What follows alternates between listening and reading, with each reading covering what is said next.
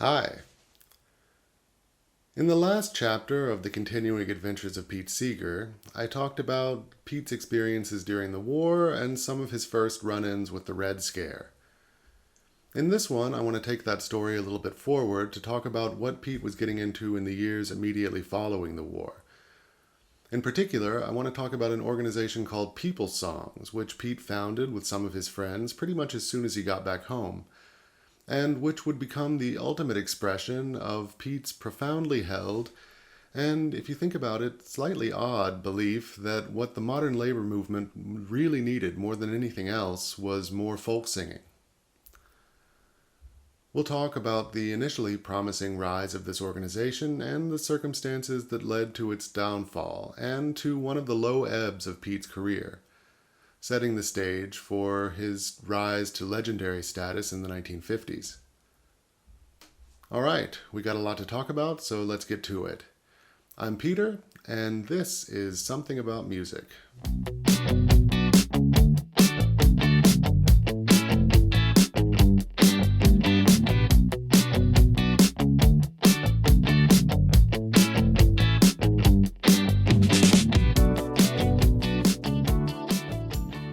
Towards the end of the last chapter, I mentioned that Pete was interested in taking the concept of the almanac singers to a new level. It might make some sense to say a little bit more about just what the concept of the almanac singers was. Today they're mostly known for their albums, but really their main agenda was on the ground. They saw themselves as a mobile, versatile, musical support force that could be deployed to assist any progressive cause that needed their help. How often it actually went down like this is not quite clear, but it's clear that they had a vision of themselves almost as a kind of musical Batman that could swoop in whenever they were needed with an arsenal of old songs that were appropriate to the moment and new songs that had been specially written for the occasion. On New Year's Eve, 1945, Pete and Toshi hosted a meeting in the basement of Toshi's parents' house in Greenwich Village, where they were living at the time. Woody Guthrie and the rest of the Almanac Singers were all there, as were Burl Ives, Alan Lomax, Josh White, and almost all of the first generation of the American folk revival. By the end of the evening, they had founded a new organization, People Songs, which Pete hoped might be just the thing to make his vision of a singing labor movement a reality. People Songs offered an impressive array of services. If you needed songs for your movement, they would write them for you, or find them in their archive, which they claimed to be one of the biggest in the country. Then they would bind them all together for you in a custom songbook. Need someone to come sing the songs? They also had a talent agency. They hosted hootenannies and concerts. And fortunately for us, several of these events were recorded for posterity, and some still survive today. I've put what I could find on YouTube on the playlist, as well as a couple of radio hootenannies featuring Pete and his friends. One from 1947, and one from Alan Lomax's radio show way back in 1940, before the Almanac Singers had even been formed. People Songs also had its own record company, called Union Records, appropriately enough. Whether Union Records ever actually got around to releasing anything, though, is not quite clear. A couple of planned releases are mentioned in the bulletin, but if any of them ever came out, I can't seem to find any evidence of it. And perhaps most famously, they published the People's Songs Bulletin, a magazine featuring new and old songs, articles, and announcements of dances, hootenannies, and other folk music or labor-related events. In the first issue of the bulletin, published 2 months later, Pete wrote, "The people are on the march and must have songs to sing. Now, in 1946, the truth must reassert itself in many singing voices. There are thousands of unions, people's organizations, singers, and choruses who would gladly use more songs. There are many songwriters, amateur and professional, who are writing these songs. It is clear that there must be an organization to make and send songs of labor and the American people through the land. To do this, we formed People Songs Incorporated. We invite you to join us." This was pure distilled idealism of a sort that could almost only have come from Pete. And it's a testament to the infectiousness of his personality that he was able to get so many other people on board with his vision. Although, granted, it was a pretty promising vision at the time. People's songs would define an era of the American folk revival, and for many people all the way through to today, the basic concept of people's songs is almost synonymous with the concept of folk music. The first issue of the Bulletin had a circulation of about 3,000, and this would grow rapidly over the next year or so. The organization grew, too, expanding out of New York to branch offices in several major cities. They even hosted a well-attended convention in 1947 in Chicago. They weren't even exclusively interested in folk music either. Later in the same issue, Pete wrote, "What kinds of songs are needed? Many kinds to suit America's varied traditions. Folk songs for some, songs with a solid beat for others. Mass songs, performance songs, and cantatas for trained choruses."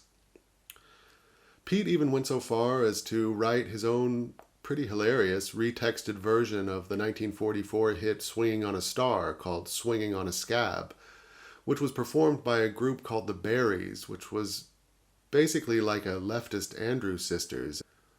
Unfortunately, the song is not on YouTube, but if you're interested, it's featured in a collection called Songs for Political Action that was released by Bear Family Records a few years ago. This is actually a really great collection to check out if you're at all interested in this stuff, because it contains pretty much all the music that survives from this movement, a lot of which isn't available anywhere else. Pete and many others worked very hard for people's songs, and they did a very good job of building a popular following around them. Unfortunately, they had less luck being taken seriously by the leaders of the labor movement, who, as Pete would later say, didn't see much connection between music and pork chops. Even if this had been different, though, it might not have helped them that much, because the 1946 midterm election brought one of the biggest Republican waves in all of American history. This was driven in part by the unpopularity of some of the strikes that have been happening, and in part just by the general unpopularity of President Truman, who had a 32% approval rating at the time.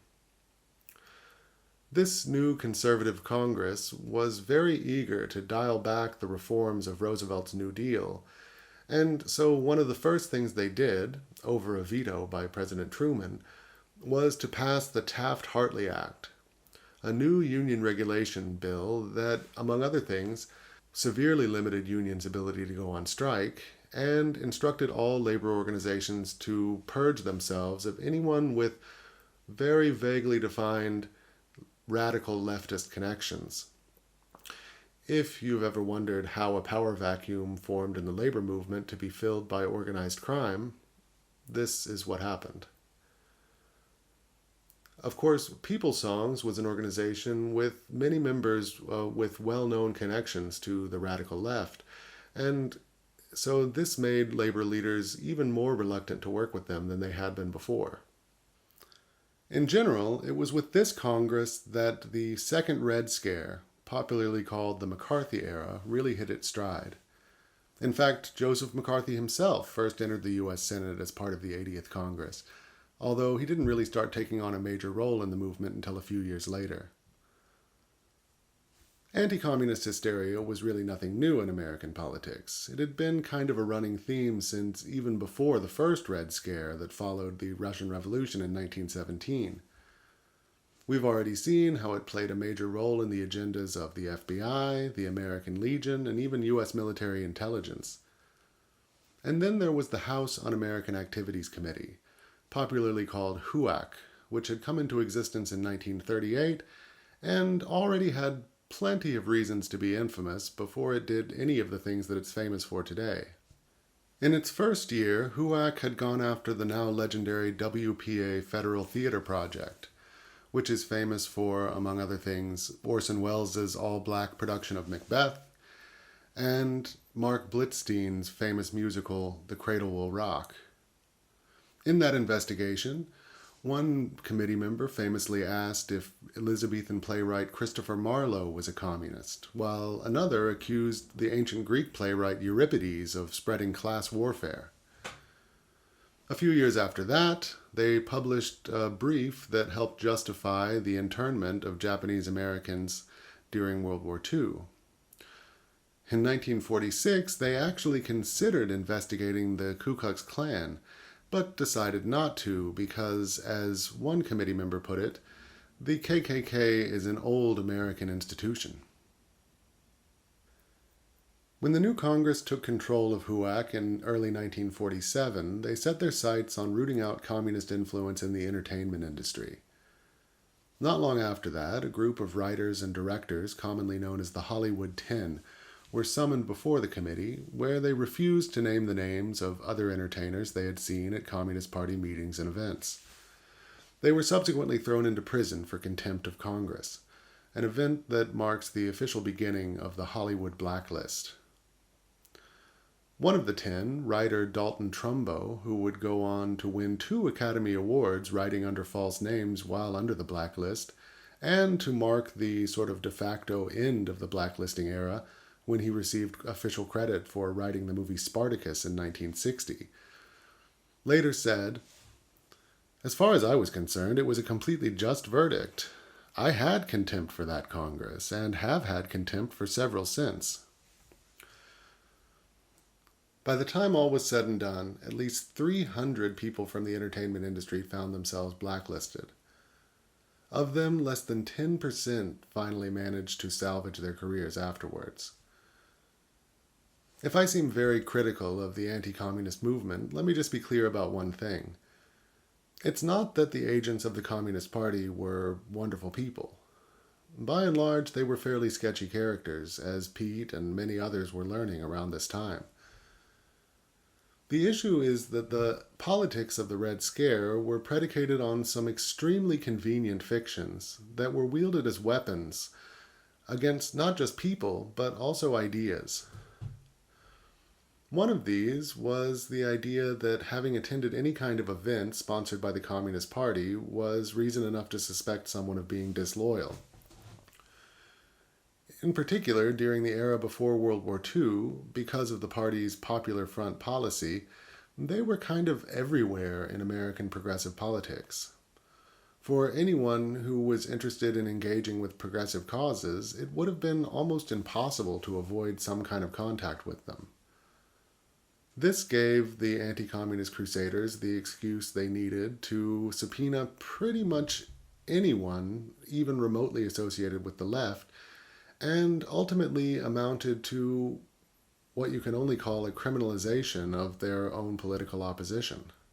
The other was the idea that progressive political causes themselves were simply fronts, intended to make money for the party and to lure hordes of unsuspecting dupes into the service of their sinister aims. We've already seen how Pete was put under investigation simply because he objected to the idea of deporting all Japanese Americans after the war. And this was extended to basically the whole spectrum of progressive politics. To quote one anti-communist writer, "Academic freedom, civil rights, peace, the H-bomb, etc. These and other subjects, perfectly legitimate in themselves, are cleverly exploited in dramatic treatments which point up current communist goals." In other words, all of these things are legitimate concerns, but as soon as anyone says anything about them, or, God forbid, tries to do anything about them, they're clearly an un-American dirty communist. It should almost go without saying that Pete and his friends were squarely in the sights of the Red Scare.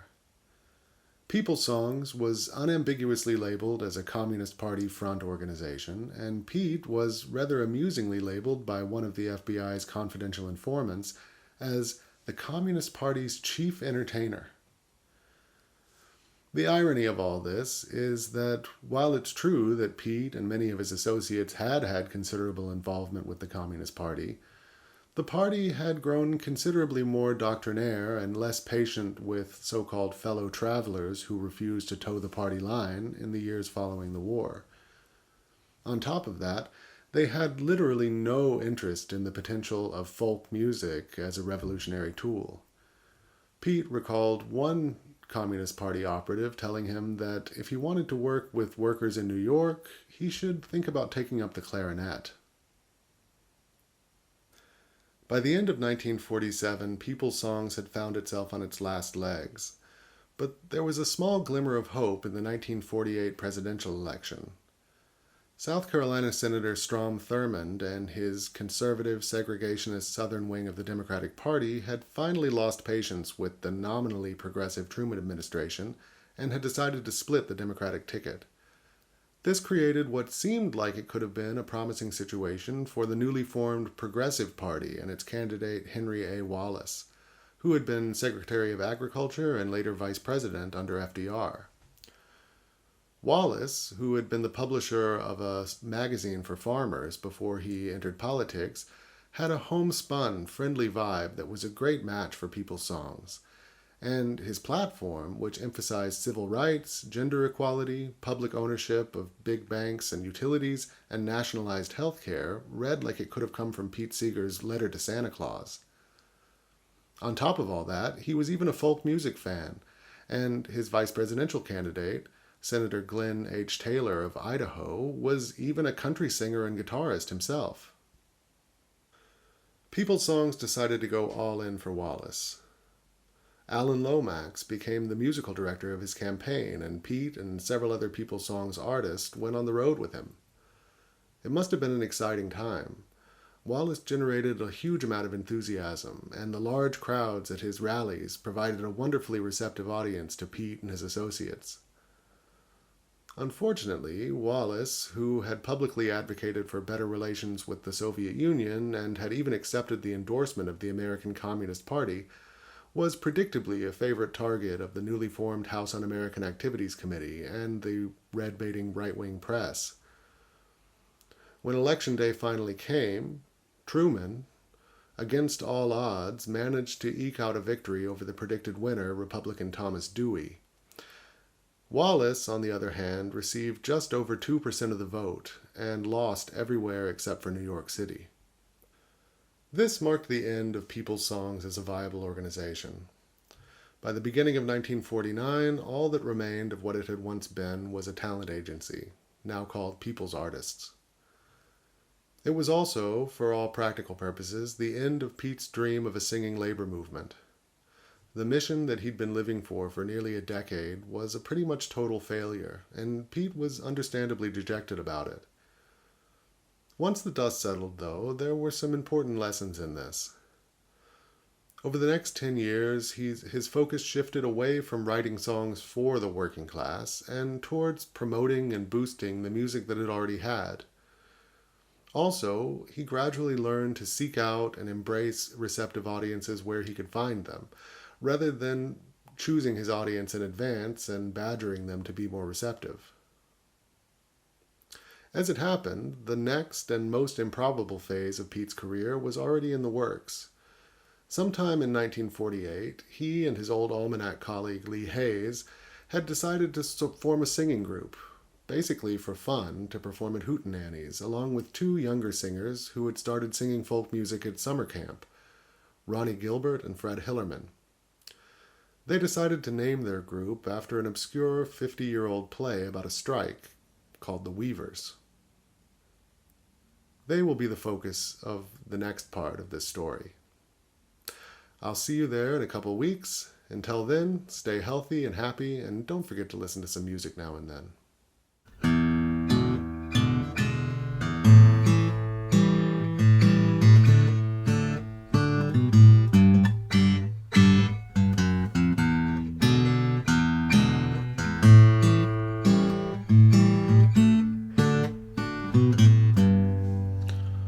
Well, this is your fight, brother, and mine. Are you gonna stick on the line till we force the bosses to sign? Or would you rather be a scab? A scab is an animal that walks on his knees. He sniffs every time the bosses sneeze.